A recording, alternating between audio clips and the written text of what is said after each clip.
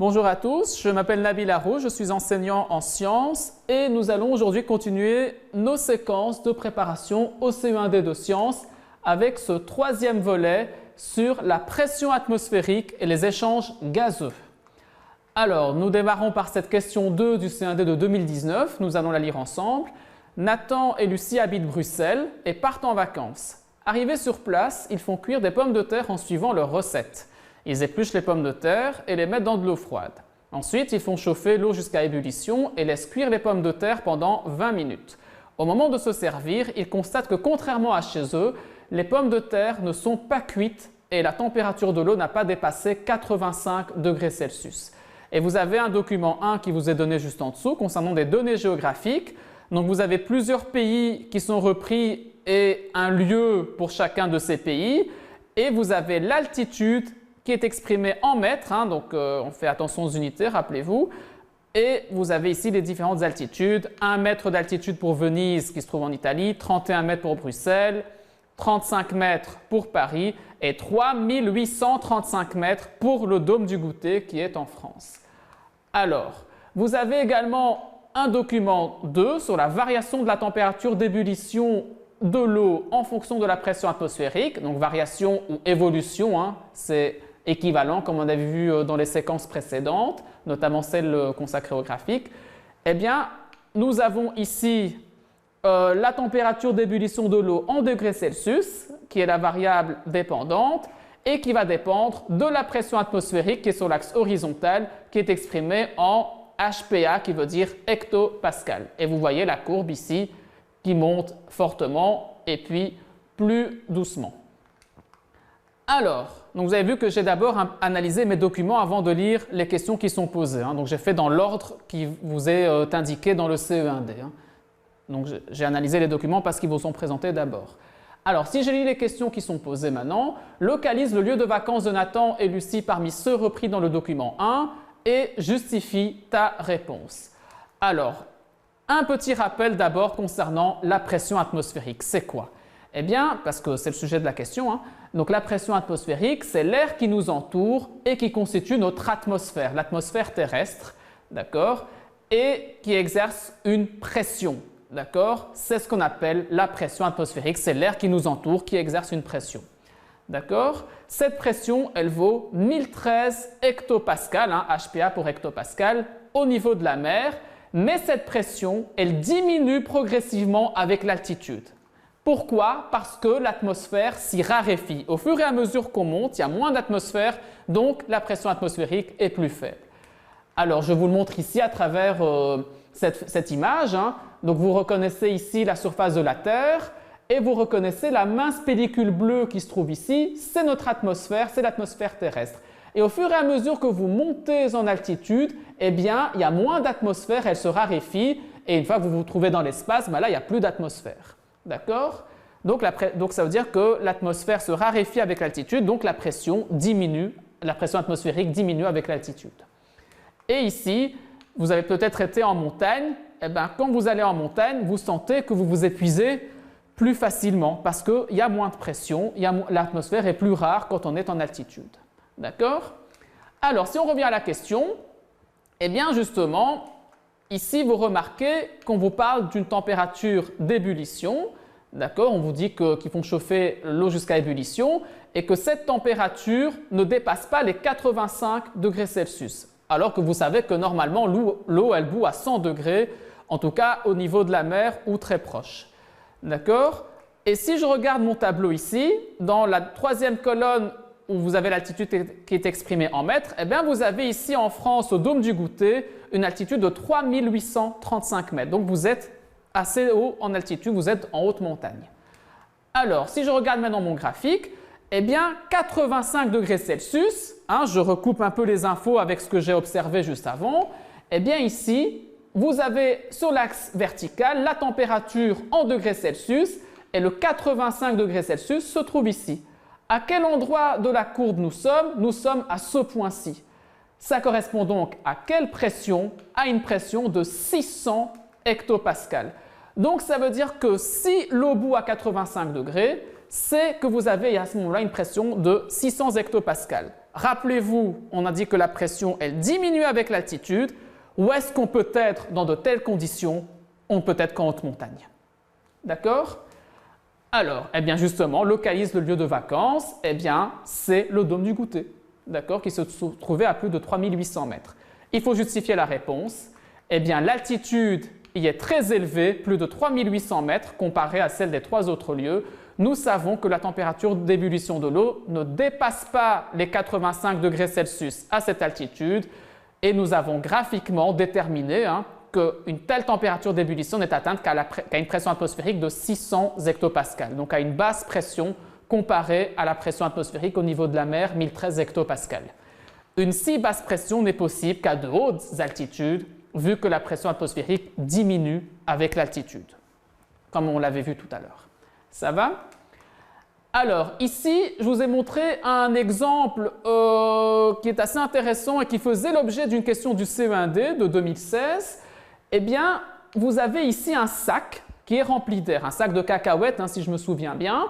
Et donc, vous avez ici des molécules d'air qui sont contenues dans ce sac. Et les molécules qui sont ici, ce sont des molécules d'air qui sont à l'extérieur du sac. Eh bien, quand vous montez en altitude, l'atmosphère se raréfie, donc ça veut dire qu'il y aura moins de molécules d'air à l'extérieur, et donc ça veut dire que celles qui sont à l'intérieur vont pouvoir faire pression sur l'extérieur, et donc le sac va gonfler, et c'est comme ça qu'on peut expliquer qu'un sac gonfle quand on monte en altitude. Alors, ici, une autre question, question 4 du C1D de 2015. Alors, on vous donne ici un premier document. Donc on verse la même quantité d'eau dans 2 récipients identiques. Dans l'un des deux, on introduit un poisson rouge, puis on mesure la quantité d'oxygène dissous dans l'eau de chacun des récipients. Après 6 minutes, on effectue à nouveau les mesures. Durant l'expérience, la température reste constante. Voici les résultats obtenus. Donc vous pouvez voir qu'ici, nous avons l'appareil de mesure, qu'on appelle un oxymètre parce qu'il mesure l'oxygène, mais c'est un détail ici. Et là, vous voyez que dans ce récipient, il n'y a que de l'eau. Au départ, on mesure une quantité d'oxygène de 8,7 mg par litre, si vous voyez bien l'unité ici. Et après 6 minutes, 8,7 mg par litre, ça n'a pas bougé. Et ici, vous avez la même expérience, mais cette fois avec un poisson rouge qui a été introduit, puisqu'on vous parle ici qu'on a introduit un poisson rouge dans l'un des 2 récipients. Eh bien, au départ, 8,7 mg par litre, comme pour l'expérience sans poisson. Après 6 minutes, on est tombé à 7,3 mg par litre. On va voir un petit peu ce qu'on peut en tirer de ces infos. Et vous avez vu encore que j'ai analysé mon document avant de lire la question, puisque le document vous est présenté avant la question. Donc, j'ai fait les choses dans l'ordre. Alors, deuxième document, on reproduit l'expérience avec le même poisson, mais cette fois en mesurant la quantité de dioxyde de carbone dissous dans l'eau.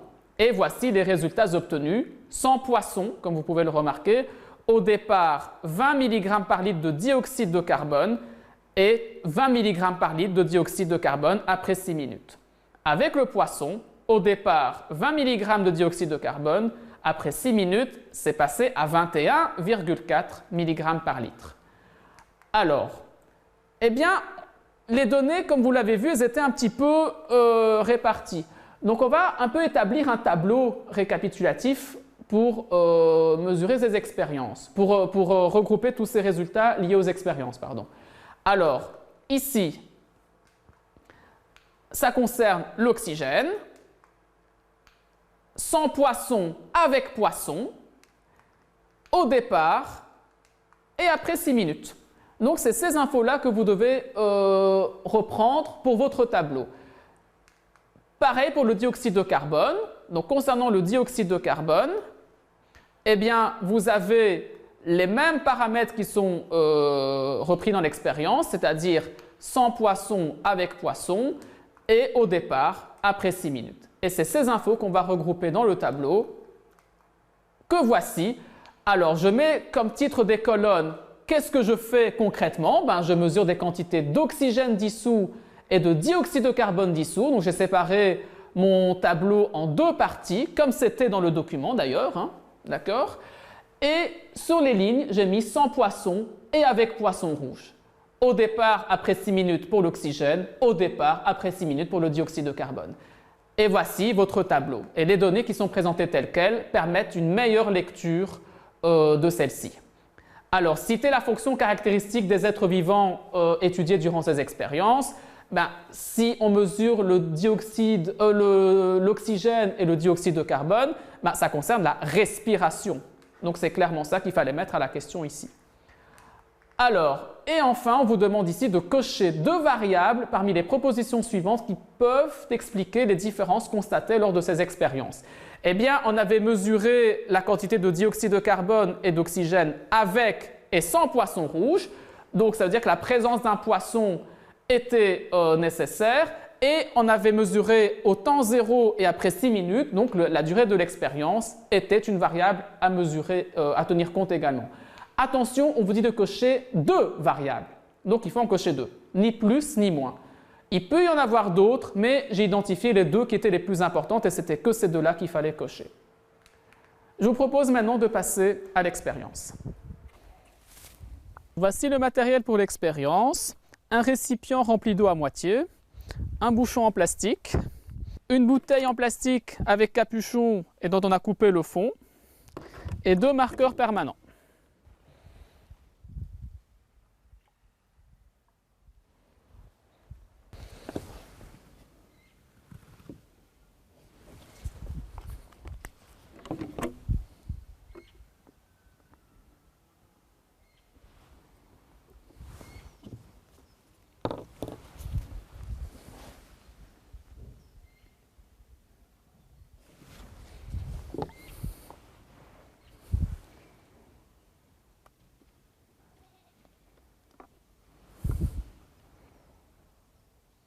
Donc ici, je vous propose de faire la question 15 du C1D de 2019 pour cette expérience. Donc vous devez compléter le matériel expérimental, donc c'est celui qui vous a été présenté. Donc nous avions un récipient transparent, de l'eau, une bouteille en plastique fermée à fond coupé, un bouchon en liège ou en plastique, en l'occurrence ici on avait utilisé un bouchon en plastique, et 2 marqueurs permanents. D'accord?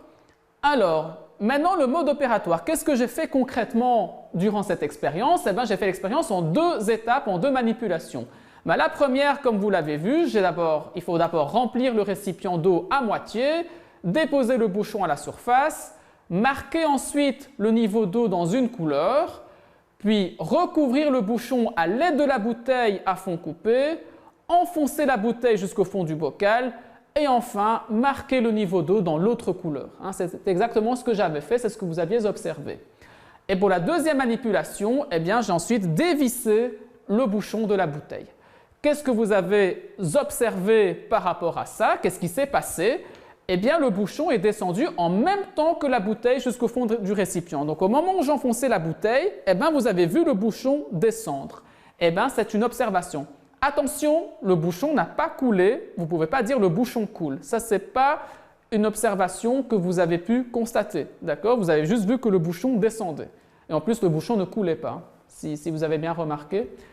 Alors, pour la deuxième, du coup, le niveau d'eau a monté dans le récipient à l'extérieur de la bouteille quand j'ai enfoncé celle-ci. Et pour la deuxième manipulation, quand j'ai ouvert le bouchon de la bouteille, eh bien, celui qui était dans le récipient est remonté à sa position initiale, c'était cette observation que vous deviez mettre, et l'eau du récipient à l'extérieur de la bouteille est revenue à son niveau initial, au premier marqueur, à la première marque que j'avais faite. D'accord? Maintenant, comment est-ce qu'on peut expliquer? Donc là, c'était les observations, c'est qu'est-ce que vous avez pu constater. Maintenant, on va essayer d'expliquer comment ça se fait que c'est comme ça. Qu'est-ce qui intervient dans ça qui permet d'expliquer le phénomène que vous avez observé? Eh bien, pour la première manipulation, je vous propose de faire une petite animation ici pour mieux comprendre ce qui s'est passé. Eh bien, quand j'ai enfoncé la bouteille, eh bien, il y avait de l'air, en fait, qui était emprisonné dans cette bouteille, l'air qui est représenté par ces molécules. Et alors, du coup, s'il y a de l'air, il y a donc une atmosphère, et donc il y a une pression atmosphérique. Ce sont les 2 flèches que je fais ici vers le bas. Donc, ça veut dire que l'air dans la bouteille exerce une pression sur le bouchon ici, et donc c'est pour ça que l'air ici va occuper une partie de l'eau qui était dans le récipient et que le niveau d'eau va monter. D'accord? Ça, c'est pour la première partie, la première manipulation. Deuxième manipulation, j'ôte le bouchon. Qu'est-ce qui se passe? Eh bien, il y a de l'air qui s'échappe. Alors du coup, s'il y a de l'air qui s'échappe, il y a moins de pression qui est exercée et donc le bouchon et l'eau sur la surface de l'eau sur laquelle il est posé vont remonter et donc le niveau d'eau à l'extérieur va descendre pour compenser. Et voilà ce qui s'est passé. Ça, c'est l'explication. Donc si je résume ça, première manipulation, lorsque l'on enfonce la bouteille dans le récipient, l'air contenu dans la bouteille exerce une pression à la surface de l'eau, poussant ainsi le bouchon vers le bas. Deuxième manipulation, lorsque l'on dévisse le bouchon de la bouteille, de l'air s'échappe, d'accord, et les pressions à l'intérieur et à l'extérieur de la bouteille s'équilibrent à la pression atmosphérique. On revient à des pressions d'équilibre, donc à la pression atmosphérique. Voilà, la présentation est disponible sur le site de Neol Center, www.neolcenter.be, ainsi que sur le site de BX1, sur lequel vous trouverez également des liens qui vous permettront de vous préparer au CE1D de sciences. Je vous remercie pour votre attention.